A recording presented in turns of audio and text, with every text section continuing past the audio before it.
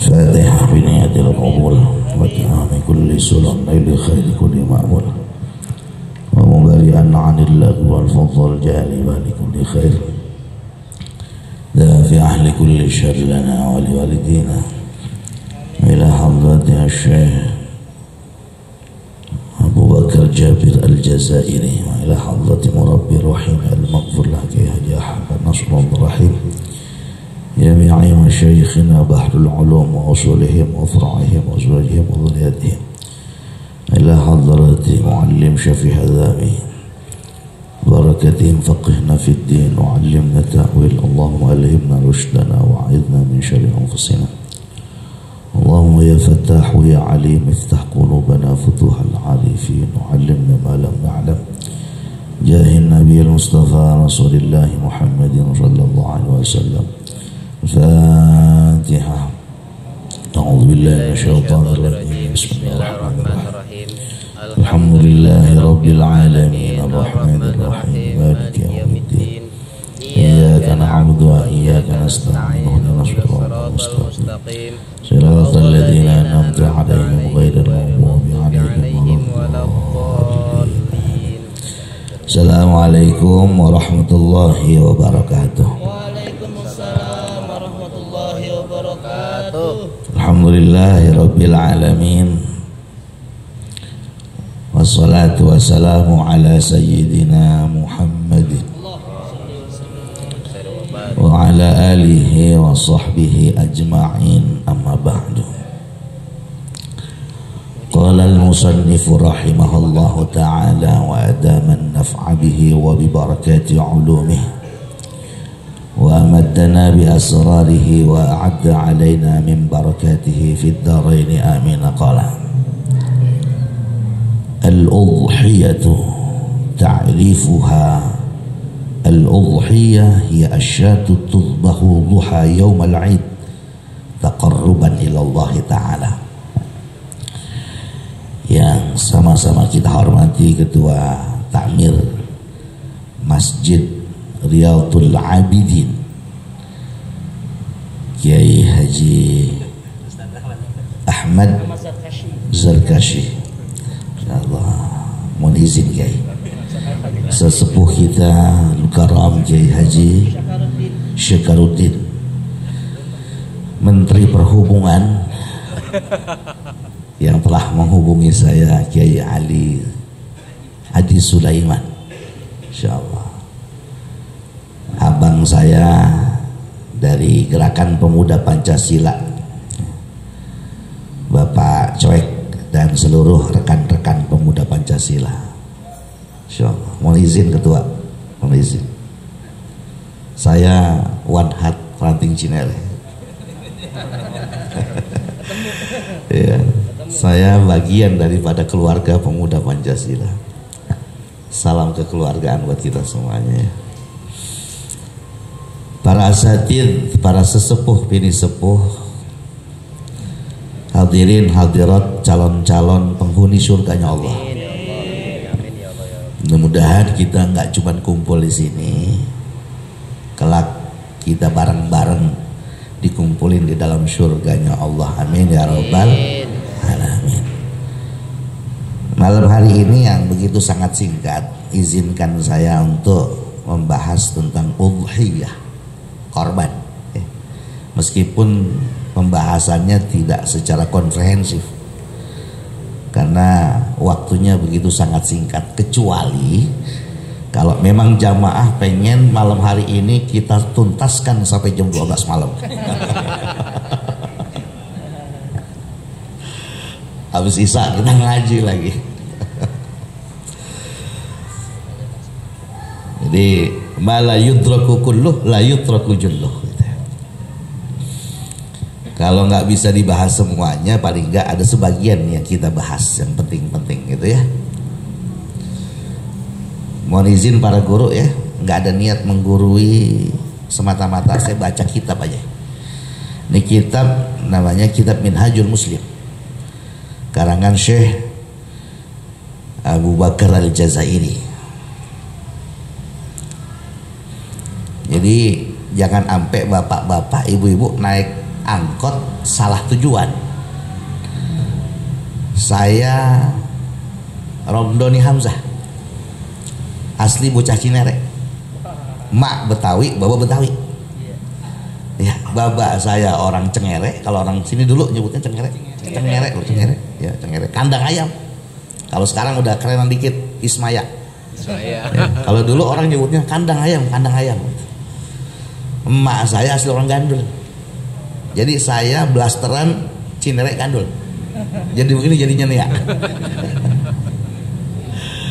Terus pernah mondok di pesantren Tambak Beras Jombang, Jawa Timur, tahun 93 sampai 2002. 2002 alhamdulillah Allah izinkan saya berangkat kuliah ke Libya, Muammar Qaddafi yang sempat perang kemarin itu, ya. Cuman masih aman. Sampai 2006, insya Allah sanad keilmuan saya jelas dari guru-guru saya. Bab, kalau kita ngaji, kita nggak tahu gurunya siapa, kitabnya yang dibahas apa. Apalagi ngajinya sekarang kan ngaji mazhabnya mazhab YouTubiah. Yang sanadnya ini kita putus. Sementara menurut guru-guru kita terdahulu bahwa sanad itu adalah merupakan bagian terpenting dalam kehidupan. Bahkan Syekh Ibnul Mubarak mengatakan al-isnad minad-din. Sanad itu adalah bagian daripada agama. Laulal isnad laqala man syaa ma syaa. Orang kalau dia punya ilmu kagak punya sanad, akhirnya ilmunya hanya sebatas logika berpikirnya saja. Sementara persoalan-persoalan agama itu banyak yang tidak bisa dilogikakan. Saya buka kitab ini karena saya pernah ngaji dengan guru saya, dan saya menjelaskan sebagaimana apa yang pernah dijelaskan oleh guru saya. Maka Bapak, ya, model kayak begini pertahankan. Beda ngaji di YouTube sama ngaji kita duduk begini. Kita ngaji begini duduk nih, mau kita paham mau kagak paham, kita pakai bahasanya Betawi aja deh ya. Nah, emang orang Betawi semua, orang Bangka mah kan sama kan ya Betawinya ya. Sama ya. Pakai kali di sini mah. Jadi kita mau paham kita kagak paham, kita duduk di majelis nih kayak begini, masya Allah pahalanya gede banget. Pahalanya luar biasa. Sampai Habib Salim kalau beliau ngajar, selesai ngajar, beliau berebutan cium tangan sama muridnya. Justru beliau yang pengen mencium tangannya. Apa kata beliau? Antum jauh lebih mulia dari saya. Kenapa? Karena antum hakikatnya berjalan di antara sayap-sayap para malaikat. Nah itu. Jadi tidak semua orang yang diberikan taufik seperti bapak-bapak ini. Nyatanya banyak orang-orang yang tahu malam hari ini ada taklim, tapi tidak tergerak hati dan fisiknya untuk duduk di taman, di antara taman surga. Ya, mudah-mudahan ini menjadi sebuah piranti. Allah berikan keberkahan buat kita semuanya. Amin ya Allah. Al-udhiyah, udhiyah itu artinya korban, ya. Secara etimologi. Lalu pengertian secara terminologi, apa itu udhiyah? Asyatu tudbahu duha yaumal 'id taqarruban ila Allah Ta'ala. Hewan yang disembelih, ya, pada pagi hari Idul Adha. Hewan yang disembelih tentu hewan-hewan yang memang sudah dijelaskan di dalam nas, baik dalam Al-Quran maupun hadis. Hewan yang disembelih pada hari raya Idul Adha. Niatnya apa? Taqarruban ilallah. Niatnya semata-mata untuk mendekatkan diri kepada Allah. Kalau motong kambing, kalau orang Betawi kan bukan sapi ya, sampi. Orang Betawi mah sampi. Kalau kerbau kebo. Ya, bonya anu buat lagi kebo gitu. Kebo ya. Motong kebo, motong kambing jahit, motong sampi. Niatnya bukan taqarruban ilallah, tapi buat tumbuh, ditanam. Nah ini bukan ibadah namanya ini. Ya, nggak boleh tuh kayak begitu. Ya, jadi niat korbannya apa? Taqarruban ilallah. Itu. Lalu hukumnya apa sih? Hukum kita korban itu apa? Al-udhiyatu sunnatun wajibatun. Di dalam kitab-kitab turas, sunnah muakkadah itu banyak redaksinya. Ada yang mengatakan sunnatun muakkadatun. Ada redaksinya sunnatun wajibatun. Ada yang mengatakan asyaddu sunnatan, yang maknanya adalah sunnah muakkadah. Jadi hukum daripada kurban itu adalah sunnah muakkadah. Ini tasammuhnya Islam.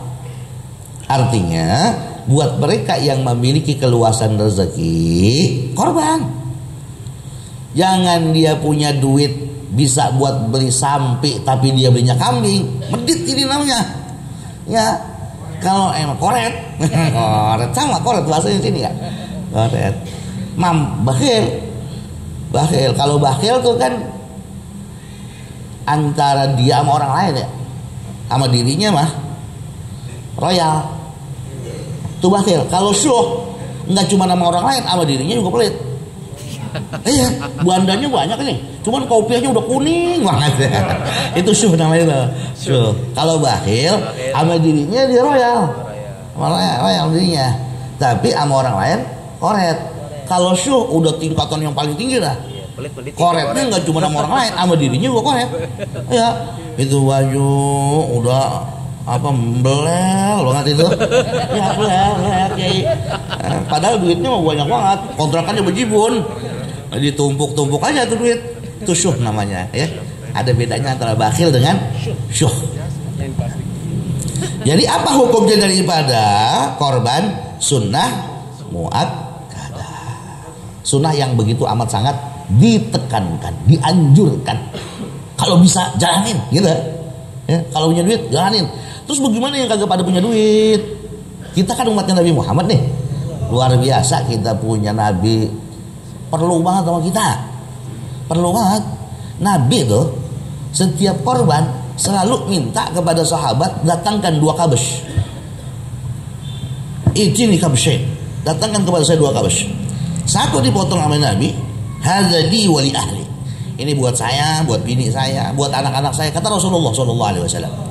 Yang kedua dipotong, wa hadzali ummati. Itu selalu kayak begitu. Makanya umatnya Nabi Muhammad sallallahu alaihi wasallam yang semasa hidupnya tak mampu untuk kurban, udah dikorbanin sama Nabi. Kurang baik bagaimana kita? Kalau kita kagak mau baca sholawat, Masya Allah, udah sebakhil-bakhilnya orang udah. Ya, Nabi sebegitu perlunya sama kita. Menjelang ajalnya aja yang diingat siapa? Ummati. Habib As-Saghaf. Itu amalan yang paling dahsyatnya itu sholawat habis isya 300 kali. Syajaratun nuqud. Kalau pengen ya, tabungan kita di bank nggak nol saldonya, nggak pernah nol, dompet kita nggak pernah kosong, baca habis isya sallallahu ala Muhammad 300 kali. Ini ijazah dari Al-Maghfurah Habib Syekh As-Saghaf. Paling sekarang kalau kita hidup cuma ngandelin logika, puyeng, stres iya. Udah sekarang mah puter tasbihnya, bangun malam gelar sejadah, angkat kedua tangannya begitu. Biar hati kita jembar, urusan kita dimudahin, rezeki ngerojok. Sama ngerojok ya? Sunnah muakkadah. An ahli kulli baitin an kulli ahli baiti muslimin, bagi setiap keluarga muslim ya, qadra ahlihi 'alaiha, semampunya. Mampunya kambing ya kambing, mampunya sampi ya sampi, mampunya kebo ya kebo. Sampi sama kebo mahalan mana sekarang? Kebo ya, karena jarang ya. Jarang. Orang Mampang mah kagak ada yang korban kambing, kebo semuanya. Amin ya Rabb. Mana dalil kesunnah muakkadahan daripada korban? Wa dzalika liqaulihi ta'ala fasholli li rabbika wanhar. Lah kok bisa sih kita mengatakan bahwa korban itu sunnah muakkadah sementara redaksinya itu ammah umum, fasholli kan gitu, li rabbika wanhar. Dari mana kita tahu bahwa korban sunnah muakkadah? Nah ini saya kadang suka nggak habis pikir sama orang-orang yang jenggotnya 3 lembar, celananya cingkrang. Mereka selalu mengatakan, ini nggak 3 lembar. Mereka selalu mengatakan kembali kepada Al-Quran dan hadis. Emang kemarin-kemarin kemana? Kita mah nggak kemana-mana. Kita mah selalu ada di dalam lingkaran Al-Quran dan hadis. Sekarang kalau mereka nggak mau ngikutin pendapatnya ulama, nggak mau kembali kepada kitab-kitab Turath, mereka tahu hukum korban sunnah muakkadah dari mana. Sementara ayat Al-Quran tidak pernah menyebutkan secara tafsili fasholli li rabbika wanhar fa innaha sunnatun muakkadatun. Begitu? Enggak. Fasholli li rabbika wanhar. Kemudian lahir hukum sunnah muakkadah. Ini adalah hasil daripada ijtihadnya ulama. Makanya belajar agama itu nggak cuman belajar 1 ayat 2 ayat, 1 hadis 2 hadis. Orang-orang tua kita dulu ngajinya Masya Allah, Mu'alim Syafi'i Azami Allah yarham, ngajinya dari satu guru ke guru yang lain berpuluh-puluh tahun. Guru-guru kita dulu Buya Naim, kenal Buya Naim? Cipatai Utara. Itu injin saya itu. Injin. Jadi saya punya istri saya cucunya Buya Naim. Itu belajarnya ke Tebuirang, ke Syria, ke Saudi, ke Mesir, ke Baghdad. Sekarang dengan alasan hijrah sebulan udah berani megang mic, ngeluarin fatwa lagi. Oh ini haram, ini bid'ah, khurafat, syirik. Kacau ini kalau ini. Ini dunia persilatan bisa amburadul kan. Nggak boleh kayak gitu ya. Kita ngaji sama orang-orang tua kita yang benar-benar jelas sanadnya. Bahasa sunnah muakkadah ini adalah lahir dari hasil ijtihadnya ulama. Tidak semua amr itu menunjukkan kewajiban. Memang substansinya secara hukum dasar amar itu menunjukkan wajib. Al-amru yadullu adal wujub illa idza dallad dalil ala khilafih. Begitu ulama melihat, menganalisa ayat ini kemudian dihubungkan dengan ayat yang lain, dihubungkan lagi dengan hadis-hadis Nabi, akhirnya beliau mengambil, mengistimbatkan sebuah hukum dari kalimat wanhar ini bukan menunjukkan kewajiban berkorban, tetapi menunjukkan akan hukum sunnah muakkadah. Gitu ya. Enak ulama-ulama kita itu cara jelasinnya. Ya, enggak secara tekstual tapi kontekstual. Dalam kajian ilmu usul fikih ada mafhum muwafaqah, mafhum mukhalafah. Orang kalau misalkan baru baca 1 buku 2 buku, ngerinya salah paham sama agama. Orang kalau salah paham ada 2 kemungkinan, bisa dilurusin, bisa nggak dilurusin, ngambek. Yang bahaya itu yang fahamnya salah. Kalau orang udah fahamnya salah, mau dilurusin, mau dilempengin, mau dibenerin bagaimana juga nggak bakalan bisa, karena dia punya mazhab sendiri. Nama mazhabnya mazhab ngeyeliyah. Suka ngeyel itu, dikit-dikit apaan itu kunut nggak ada dasarnya, subuh nggak usah pakai kunut gitu. Di sini kunut kagak di sini. Nah, kalau kagak kunut pak kualat sama orang-orang tua kita. Ziarah kubur nggak di sini? Ziarah. Lah kudu, kalau kagak mah orang tua kita pada murka. Ya. Jangan ikutin orang-orang sebelah ya. Orang sebelah diikutin. Sebelah doang. Sebelah doang. Itu dalilnya ya. Orang sebelah diikutin lah serem amat. Maafin ya, saya mau begini banyak bercanda, maafin. Sul adab jajan nih. Wa qaulur Rasul sallallahu alaihi wasallam. Yang kedua dalilnya adalah apa? Sabdanya baginda Rasulullah sallallahu alaihi wasallam. Atafnya liqaulihi wa qauli Rasul sallallahu alaihi wasallam man kana dzabiha qabla sholati falyu'id. Siapa orang dia nyembelih hewan sebelum sholat maka harus ulang, kagak dianggap.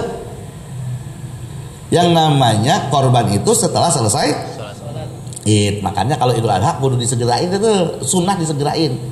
Kalau TV juga jangan lama-lama, jangan lama-lama. Roman-romannya nih jamaah udah pada begini nih, udah langsung aja barakallahu li wa lakum bil Qur'anil azim itu ya. Ini khotbahnya masalah sampai 2 jam. Siapa yang mau dengerin? Nggak usah pakai lama-lama, udah. Bedanya kalau Idul Fitri sama Idul Adha gitu. Idul Fitri agak siangan dikit. Kalau Idul Adha pagiin. Kalau timnya juga jangan pakai lama-lama. Kalau ada orang dia motong kambing, motong sapi, motong kebo sebelum sholat, sah nggak kira-kira korbannya? Enggak. Boleh nggak dagingnya dimakan? Boleh, tapi bukan hitungan korban.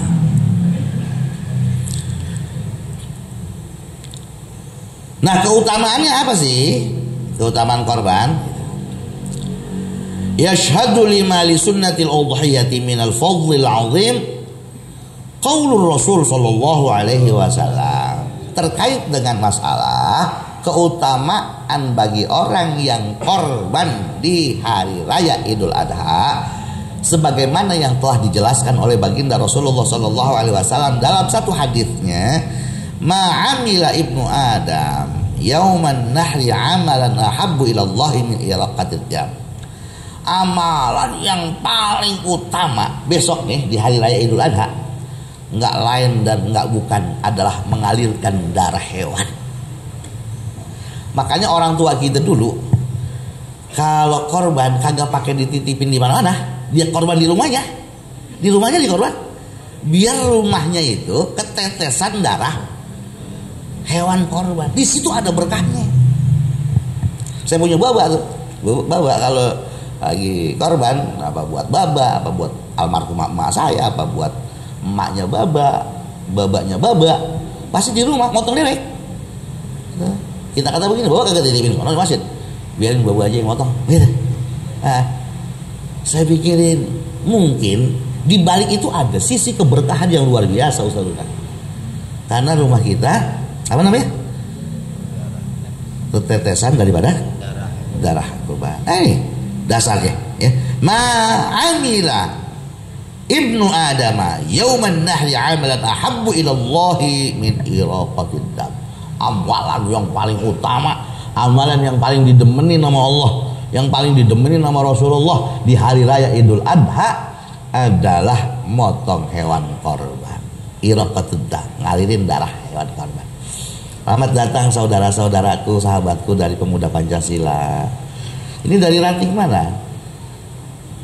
Mampang ya. Subhanallah. Kalau ngelihat Pemuda Pancasila kayak begini, hati saya adem banget. Masya Allah. Ya Rabb.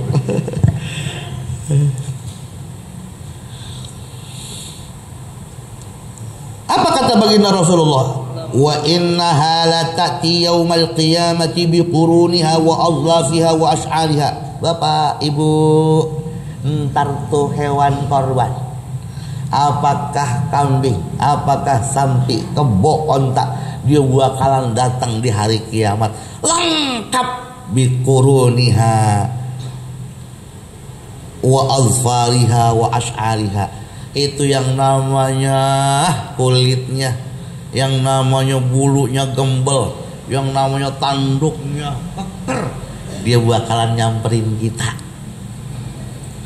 Itu yang bakalan nanti jadi kendaraan kita menuju Allah. La ta'ti yaumal qiyamati biquruniha wa azlafiha wa ash'ariha. Makanya orang yang besok punya niat untuk korban, kalau bisa jangan potong kuku, ya, jangan potong rambut. Mau rambut apa kayak namanya, jangan dulu dipotong. Paham ya? Mau rambut apapun jangan dipotong, jangan potong kuku. Ntar begitu selesai korban baru dah potong kukunya, gitu ya. Jangan pakai nanya, emang ngapa? Jangan. Ini urusan agama. Orang sekarang kita banyak pada merengkal. Ya, ngapa? Sholat. Emang ngapa sholat? Pada nanya emang apa? Lu ngaji lu. Emang apa? Gua ngaji. Gitu. Jangan pakai nanya urusan agama mah. Kita mah hamba. Ya. Bagaimana Tuhan kita? Tuhan kita nyuruh sembahyang, sembahyang. Nggak usah pakai nanya. Emang apa pakai kita disuruh sembahyang? Jangan pakai nanya begitu. Ya. Jangan pakai nanya, emang apa sih kita disuruh puasa? Jangan. Wa inna dama la yaqa'u min Allah azza wa jalla bi makanin qabla an taqa'a 'ala al-ardi fatayyibu biha nafsan. Pak, Bu, itu yang namanya ketika kita korban, sebelum darah sampai ke bumi netes, udah sampai tuh kita niatnya ke Allah Subhanahu wa taala. Sebegitu dahsyat percepatan sampainya niat kita ke Allah. Makanya ini pelajaran buat kita. Kalau kita ambil secara umum, orang hidup niatin baik-baik aja udah. Niat yang baik itu sampai ke Allah. Orang kalau dia niat melakukan kebaikan, maka akan muncul niat kebaikan-kebaikan yang lainnya. Orang kalau udah mulai melakukan kebaikan, maka akan muncul dia untuk melakukan kebaikan-kebaikan yang lainnya. Jangan pernah, lu ngapa belum aktif di masjid? Gua masih begini. Nggak usah begitu. Nggak usah begitu. Biarin. Masih mabok nih misalkan, masih mabok. Ke masjid, ngapa-ngapa. Bisa jadi datangnya kita ke masjid menutup pintu-pintu kita untuk melakukan perbuatan dosa-dosa yang lain. Dan kita sebagai manusia nggak punya hak untuk menjas siapapun, karena kita saja belum tentu nanti surga atau neraka. Nah, makanya kata Rasulullah, la ta'tajibu bi'amali ahadin hatta tara bima yukhtamu bihi. Jangan pernah heran dengan ibadahnya seseorang sampai betul-betul kau bisa melihat bagaimana dia mengakhiri hidupnya. Itu sedikit kita keluar dari jalur ini ya.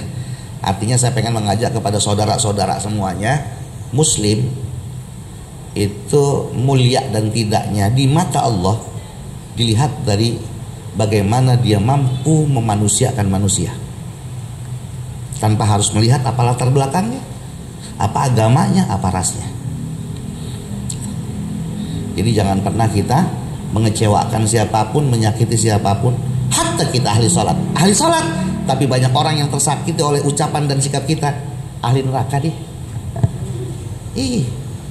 Kita yang udah kayak begini jangan pernah merasa diri kita paling bersih. Jangan pernah merasa bahwa kita ini penghuni surga. Belum tentu yang kita anggap hina, dia hina dalam pandangan Allah. Makanya saya ngomong begini, saya diterima sama anak PP saya. Jadi one heart di PP saya. Enggak, mereka saudara kita. Mereka adalah orang-orang yang wajib untuk kita manusiakan. Gitu ya. Jadi niatnya itu udah nyampe ke Allah sebelum darahnya netes ke bumi. Maka kata Rasulullah, fatayyibu biha nafsan. Maka pada saat prosesi penyembelihan harus benar-benar diperhatikan. Pisaunya, goloknya emang benar-benar tajam. Bahkan di dalam kitab Al-Majalis Susaniyah, syarah daripada kitab Arba'in Nawawi yang dikarang oleh Syekh Ahmad Hijazi Al-Fashni, di situ dijelaskan bagaimana adab kita terhadap hewan yang akan kita mau sembelih itu. Jelas banget di sana, ya, diberikan keterangan. Begitu misalkan di masjid nanti ada penyembelihan nggak di sini? Nyembelihnya di mana? Leher. Di leher, cerdas, di leher.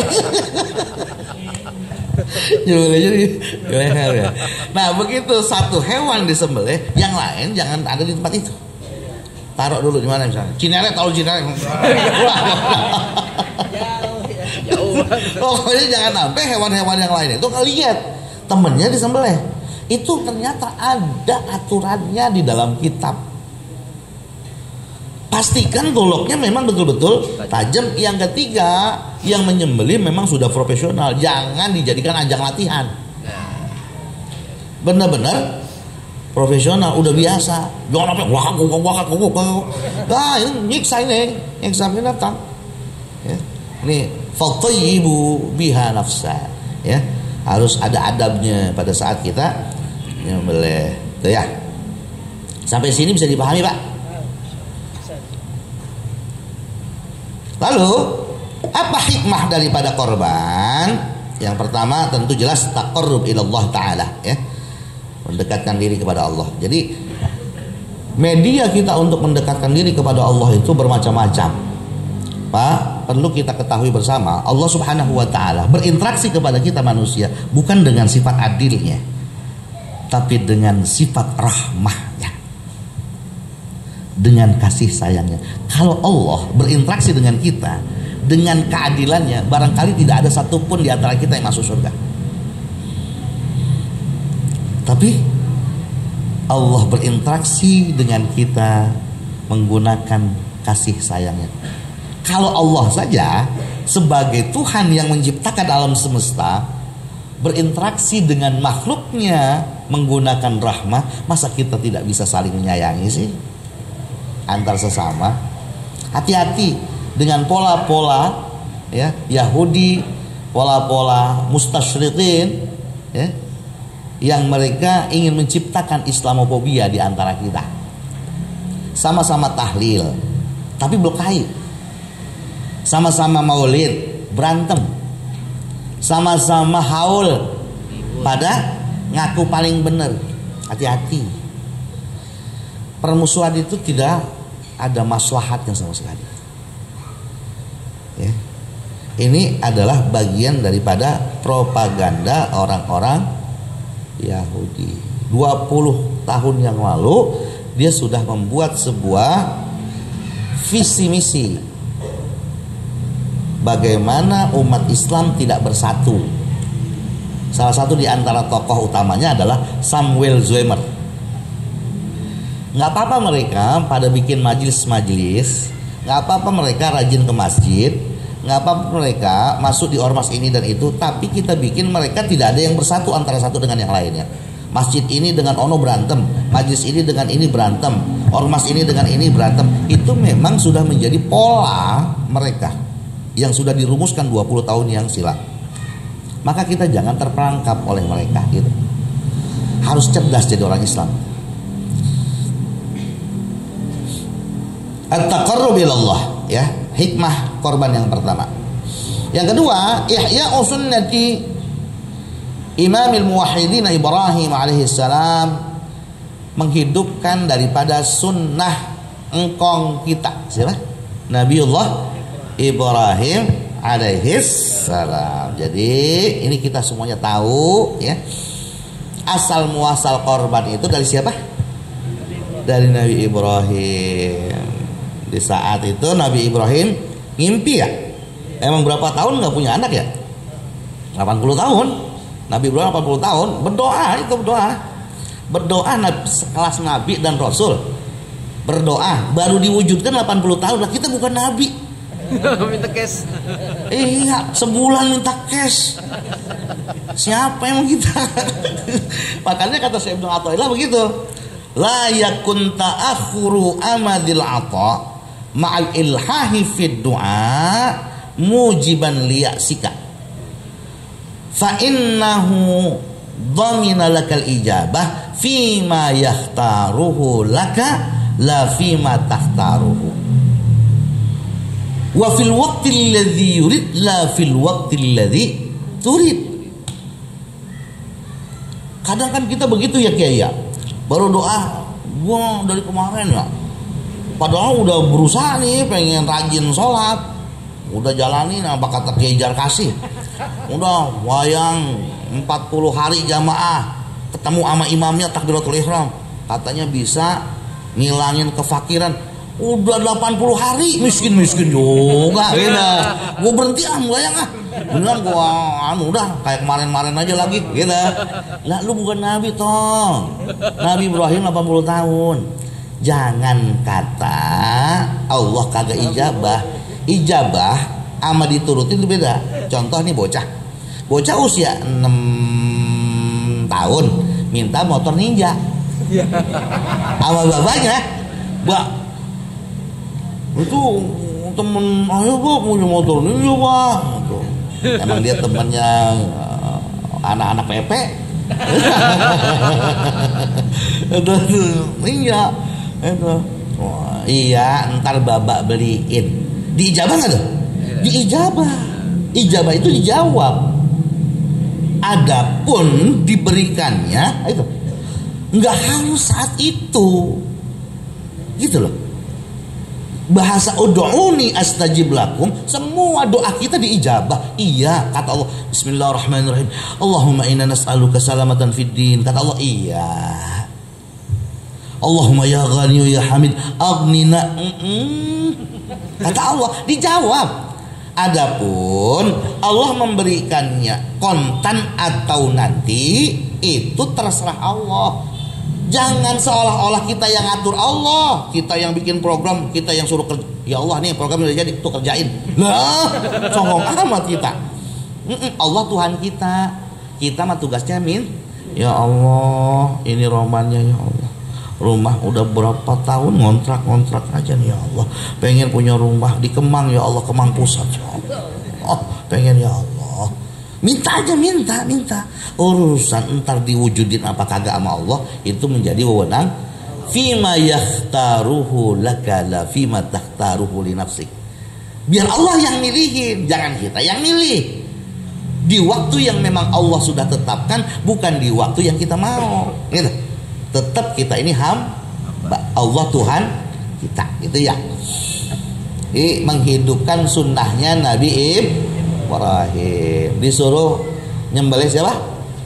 Ismail. Ketika Nabi Ibrahim, singkat aja tadi. Jam berapa? Udah isya belum? Belum. Oh, belum. Masih lama? Masih sejam lagi? Ketika Allah Subhanahu wa taala perintahkan kepada Nabi Ibrahim untuk sembelih anaknya, Nabi Ibrahim enggak banyak berpikir. Ini perintah Allah. Langsung ngomong sama anaknya, "Ya bunai, inni ara fil manam anni azbahuk fanzur madza tara." Saya babak kemarin ngimpi Allah merintah saya babak untuk gorok lu gitu. Ini kan nggak masuk logika. Apa jawabannya anak? Ya abad, if'al ma tu'mar satajiduni insyaallah minas sabirin. Allah Akbar. Luar biasa. Ayah yang saleh akan melahirkan anak yang saleh. Ini kaidah umum. Adapun yang kemudian ayah soleh, anaknya jadi nggak soleh, ini pengecualian. Maka nalil aba, kana lil abna. Jangan pernah kita menuntut anak kita rajin ngaji Quran. Jangan pernah kita menuntut anak kita rajin sholat. Sementara kitanya nggak pernah sholat, nggak pernah ngaji Quran. Bu, ibu, hatta suami ibu bisa membelah langit, masih kalah dengan doanya ibu. Jadi kalau kata guru saya, sak bejat-bejate suami lek bojone iku soleha, anake bakalan dadi anak sing soleh lan soleha. Sebejat-bejatnya seorang suami, tapi kalau istrinya rajin tahajud, menengadahkan tangannya ke langit, meminta untuk anak-anaknya, anaknya pasti menjadi anak yang soleh dan soleha. Artinya kesolehan anak sangat bergantung pada emaknya. Kita sesakti apapun masih kalah doanya sama bini kita. Makanya kalau anak udah lagi mulai mondok, bini tidur tendang. Bangun loh, gila lo doain anak kita, gitu ya. Ya doanya mustajabah bini kita itu, insya Allah. Bang Bule ada nggak Bang Bule? Bang Bule ada Bang Bule? Ada? Hah? Di mana? Oh, insya Allah Bang Bule sehat ya Bang Bule ya. Nah,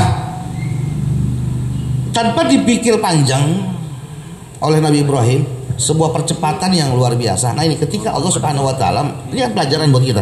Coba deh, ngaji itu bukan pada persoalan kita baca kitab dan memahami, tapi bagaimana kemudian kita mencerna dan mengamalkan dari apa yang kita aji. Lihat, Nabi Ibrahim begitu diperintahkan untuk menyembelih, nggak pakai berpikir panjang, langsung dilakukan oleh Nabi Ibrahim. Nyatanya apa? Allah berikan pertolongan. Wa fadainahu bidzibhin adzim. Di saat memang kita sudah menyerahkan segala apa yang menjadi urusan hidup kita ke Allah, di saat itu Allah akan memberikan pertolongan kepada kita. Pak, Bu, persoalan hidup terkadang membuat pusing kepala kita. Arih nafsaka minat tadbir. Jangan puyengin, udah urusannya Allah. Urusan besok kita makan apa kagak bukan menjadi tugas kita. Biar Allah yang memainkan perannya. Tugas kita suruh menghambakan secara totalitas. Tugas kita penghambaan diri secara totalitas. Terkadang kita memikirkan sesuatu yang memang belum terjadi. Itu yang akhirnya bikin kita stres. Waduh, bulan Juli anak-anak daftar ulang ini 7 juta, 8 juta. Udah begitu, kemarin udah nyaut lagi mau ikut sedekah gitu. Udah dipikirin, padahal belum terjadi. Allah menghendaki kita disuruh senang-senang di hidup. Bikin senang aja. Hidup itu jangan dibikin susah. Senang-senang aja. Orang kalau udah bisa tawa, itu nikmatnya luar biasa, Pak. Kumpul, udah jangan pakai serius-serius, santai aja. Hidup cuma sesaat kok, ngapain dibikin susah. Yang penting kita jalanin ibadah yang benar sama orang, kita hubungannya juga benar, adabnya kita jaga, selesai. Ntar begitu waktunya Allah panggil Ramadan nih, udah selesai, yuk balik, dadah, balik kita. Ini mah panggung sandiwara, ya kita mainkan saja peran kita sebagai apa yang sudah dicatat sama Allah gitu ya. Nabi Ibrahim begitu emang udah diperintahin, udah pasrah, biarin dah. Anak 80 tahun emang saya Arab-Arab, Allah pengen. Ya udah. Bismillahi Allahu Akbar. Di saat itu Allah berikan pertolongan di luar nalar logika. Yang diganti apaan? Kabshin azim. Domba yang besar. Sama dengan Nabi Musa. Nabi Musa kita lihat di saat dikejar-kejar sama Fir'aun dan tentaranya Fir'aun, kejar-kejar kan. Di depan Nabi Musa apa? Lautan. Di belakang Nabi Musa tahu kalau tongkatnya bisa membelah lautan. Udah pasrah Nabi Musa, udah pasrah. Ya Allah, saya serahkan semua urusan kepadamu. Saya serahkan semua urusan kepadamu ya Rabb. Ternyata Allah Subhanahu wa taala berikan wahyu kepada Nabi Musa, Musa, tongkat yang di kananmu kau lemparkan. Nabi Musa nggak tahu dan nggak membayangkan sebelumnya kalau lautan kemudian bisa terbelah dua. Ini kan menjadi sebuah pelajaran kepada kita. Di saat kita nih bodoh Pak, yang pintar Allah, udah serahin ke Allah. Kita ini lemah Pak, yang kuat itu Allah, kita serahin kepada yang maha kuat. Jangan kita ikut atur sesuatu yang bukan menjadi aturan kita. Jangan ikut mengelola apa yang bukan menjadi urusan kita. Mana hasbunallah kita? Hasbunallah ni'mal wakil, ni'mal maula, ni'mal nasir. Hasbunallah ni'mal wakil, ni'mal maula. Gak hanya sekedar di lisan, tapi bagaimana kemudian kita implementasikan di dalam kehidupan kita, sehingga kita tidak menjadi manusia yang dikit-dikit puyeng, dikit-dikit stres. Kalau udah puyeng status dah, puyeng banget hidup. Sekarang buat ngukur pribadi seseorang gampang, lihat statusnya. Lagi seneng apa lagi sedih gitu ya. Jadi Allah akan memberikan apa? Pertolongan di saat memang kita sudah betul-betul totalitas menyerahkan semua urusannya kepada Allah. Namanya tafwid ya. At-tafwid, menyerahkan semua urusan kepada at-taslim ilallah. Kemudian Yang ketiga, hikmah daripada korban itu adalah at-tawassu' 'alal 'iyal yaumal 'id, ya. Membagi kegembiraan kepada sanak keluarga. Wa isya'atur rahmah bainal fuqara wal masakin. Adanya cinta dan kasih sayang, kepedulian terhadap fakir dan miskin. Berarti ya, ini korban adalah merupakan sebuah simbol. Jangan cuman di hari raya Idul Adha. Kita dilatih sama Allah biar jadi orang yang ringan tangan. Jangan koret. Ada di dalam kitab Al-Majalisus Tsaniyah, seorang sahabat Ansor datang menjumpai Rasulullah. Ya Rasul, saya punya tetangga 2 orang. Dua-duanya perempuan.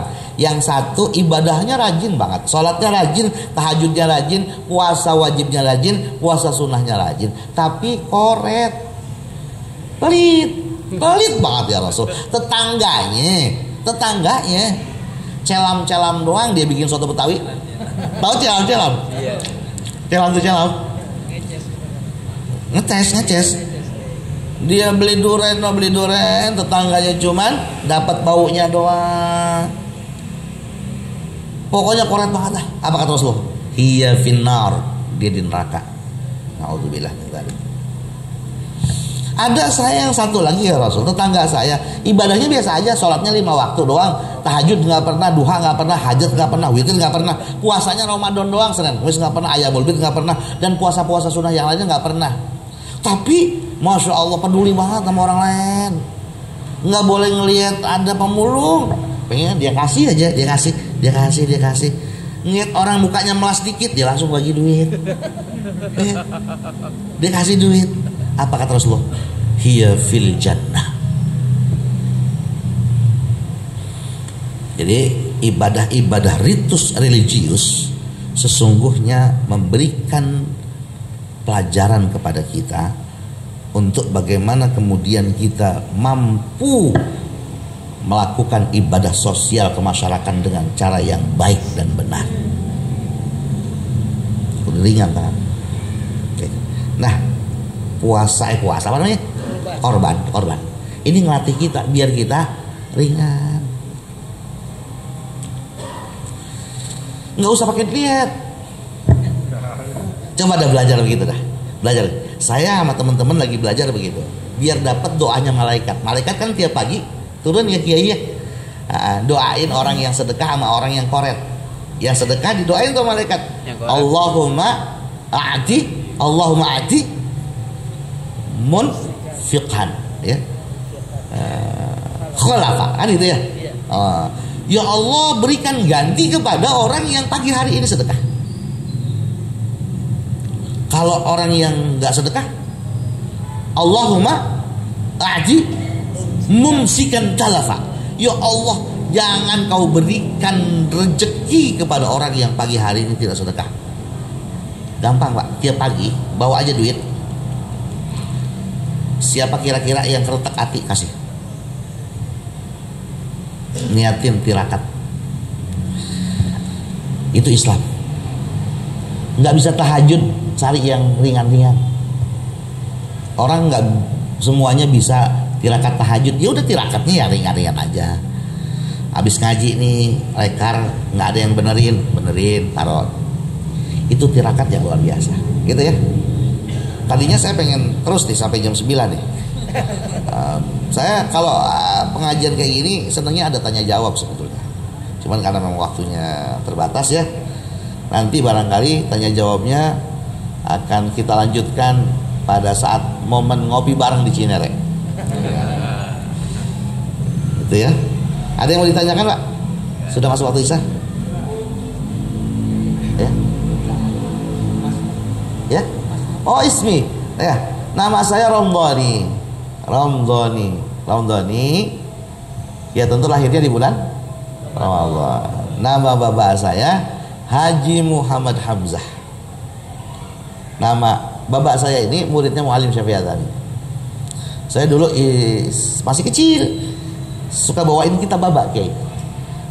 ngajinya di Al-Ashiratus Syafi'iyah, kemudian di Pondok Pinang, sama di Mestik. Mestik itu malam Selasa, Ihya Ulumuddin. Kalau di Al-Ashiratus Syafi'iyah itu Bughyatul Mustarsyidin. Saya ingat masih kelas 2, kelas 3 MI waktu itu bawain. Nah begitu saya mau berangkat ke Libya, saya dikenalkan dengan mualim, didoain sama mualim. Mualim masih sehat ya. Terus kata ya, mangap sini saya ludahin. Nah, jadi kalau anak kita mau mondok atau kemana, datang ke kiai-kiai yang zuhud, yang warak, yang alim, kita doain, minta berkahnya gitu ya. Jadi nama saya Kiai Romdhani ya. Saya bukan guru, saya masih ngajar, saya masih belajar. Saya di Cinere dengan teman-teman lagi bangun pondok pesantren dan niatnya gratis memang.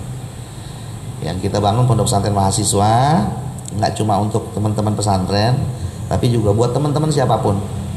Makanya itu 24 jam selalu dibuka. Ya. Orang dari mana mau masuk ke situ, mau makan, ya nggak apa-apa, kita siapin mie, nasi dan sebagainya. Rumah saya di depan showroom Yamaha, ya Bang Bule yang tahu Bang Bule. Bang Bule tahu, depan showroom Yamaha, samping Abnormal. Nanti kalau lewat Cinere mampir ke rumah saya. Itu ya. Salam persaudaraan dari Romdhani. Maafin kalau ada kalimat-kalimat yang kurang berkenan, kurang santun diucap. Ya, yang namanya masih belajar ya. Sebetulnya saya soal adab nih sama beliau ini. Ya, kemarin saya sampaikan begitu Kiai. Ya, ini saya sama aja nggarapin lautan daerah Bangka. Ya, orang Cinere dulu belajarnya kemari. Orang Cinere masih belum berperadaban, ngajinya di sini orang Cinere. Orang Cinere ngajinya di sini di Buya Naim, ya, guru Muhammad. Kalau kemudian ada bahasa saya yang lancang, saya mohon dibuka pintu maaf yang seluas-luasnya. Ya, saling sambung doa daerah kita. Mudah-mudahan ini menjadi sebuah piranti untuk mendatangkan rahmat dan keridhaan Allah Subhanahu wa taala. Al-Fatihah.